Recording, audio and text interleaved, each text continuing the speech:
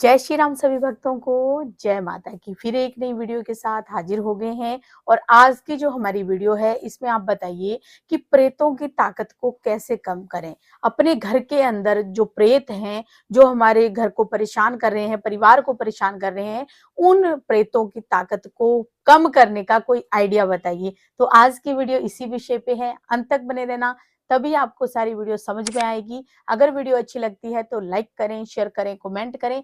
Channel पे नए हैं तो चैनल को जरूर सब्सक्राइब करें ताकि आप तक जो है वीडियो की नोटिफिकेशन सबसे पहले ही पहुंच जाए। चलिए शुरू करते हैं आज की वीडियो। जय श्री राम जी। जय श्री राम, जय श्री बालाजी माँ, जय माता की। देखिए, इसमें कोई संदेह नहीं है कि प्रेतों की ताकत, जब प्रेत जो है हमारे घर में वास करते हैं तो बड़ा उधंग उठाते हैं, बहुत तंग करते हैं, हमें भटकाते हैं। जगह जगह चौकियों पे, जगह जगह सियाणों के पास, जगह जगह ओझा सियाणों के पास हमें जाना पड़ता है। अब हमें हमें ऐसा क्या यंत्र है जिससे प्रेतों की ताकत कम हो? अगर घर में कोई भी प्रेत रह रहा है, क्योंकि वो हमें दिखाई नहीं देता, तो सबसे पहली बात आपको उसकी परिभाषा को समझना पड़ेगा। उसके बाद उसकी फाइट करने का तरीके को समझना पड़ेगा। वो आपके साथ कैसे लड़ता है। आपने बहुत सारी जो है सस्पेंस मूवियां देखी होंगी, उसमें आप देखते होंगे कैसे वो जो है व्यक्ति किस प्रकार से गेम खेलता है। ऐसे ही आपको करना पड़ेगा। अब वो गेम कैसे खेलनी है मैं आपको बताता हूँ। सबसे पहली बात, जब भी कोई प्रेत होती है, जो कोई प्रेत होता है या कोई भी चुड़ैल, मसानी, डाकनी, शाकनी, जो भी घर में अगर आपके घर में वास कर रही है, तो उसमें क्या से आपको समझना है। देखिए, पंच तत्व से शरीर का निर्माण होता है और पंच तत्व जो है अपनी अपनी जगह जाकर मिल जाए तो वो जो है आदमी का मानो संहार हो जाता है।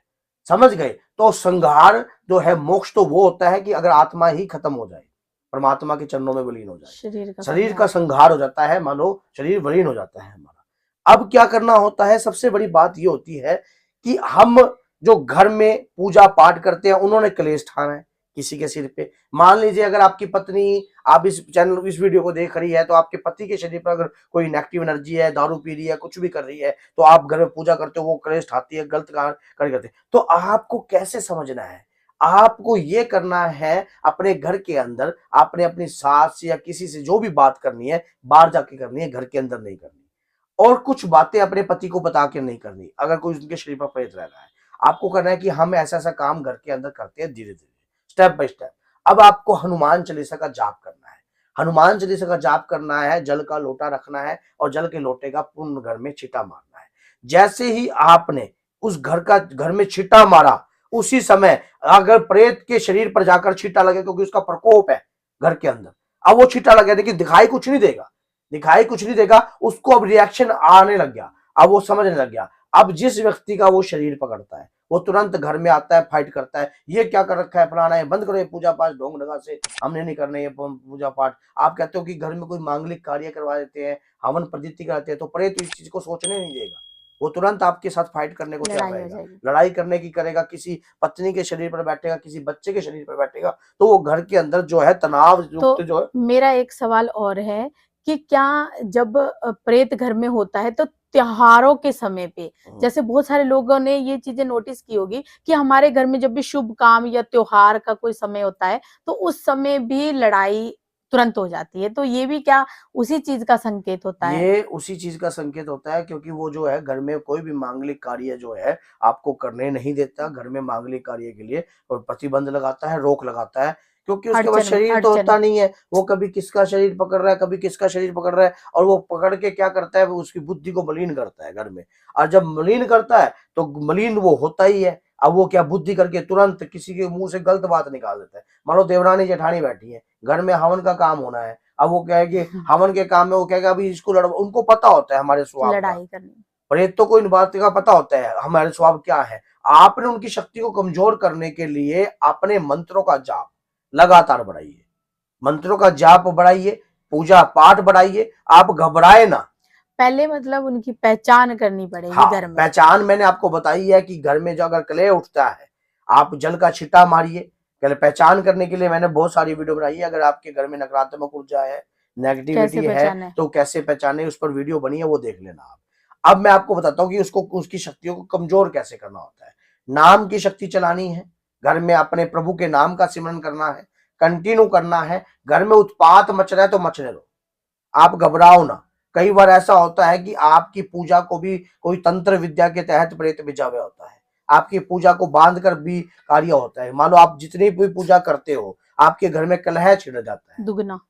समझ गए आप। कई बार ऐसा भी होता है कि आप कई स्थानों पर आपने अपने देवता का स्थान दे रखा होता है, लेकिन वहां बैठा प्रेत होता है, तो आप जब पूजा पाठ करते हो तो और भी ज्यादा कलेश होता है।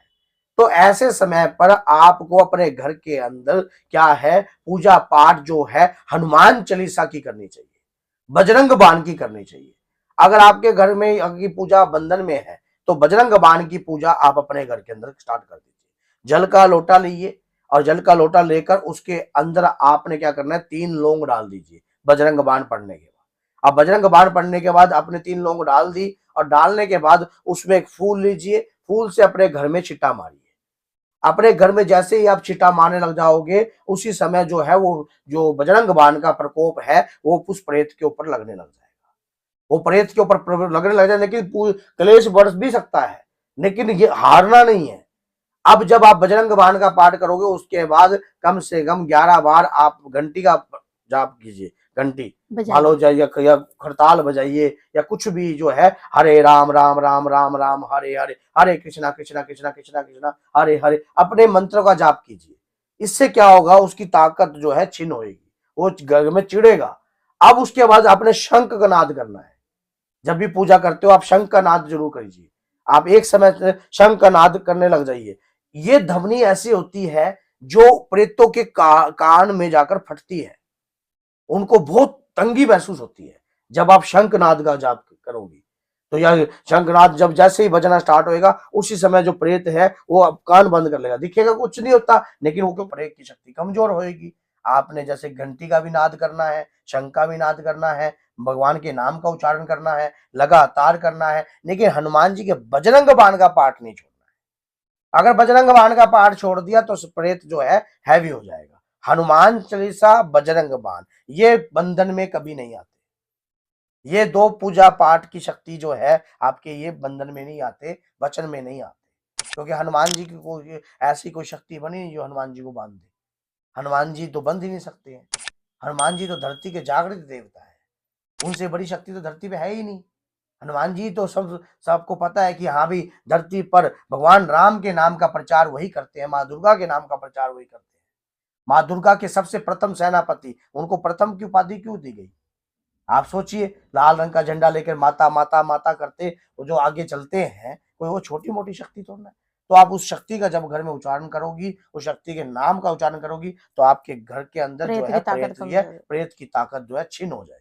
धीरे धीरे, एकदम नहीं होती, धीरे धीरे धीरे, क्योंकि उसको प्रेत योनि का बल प्राप्त हुआ है और धीरे धीरे उसकी ताकत जो है कमजोर होती जाएगी। तो बोलिए जय सीताराम, जय श्री बालाजी, जय माता।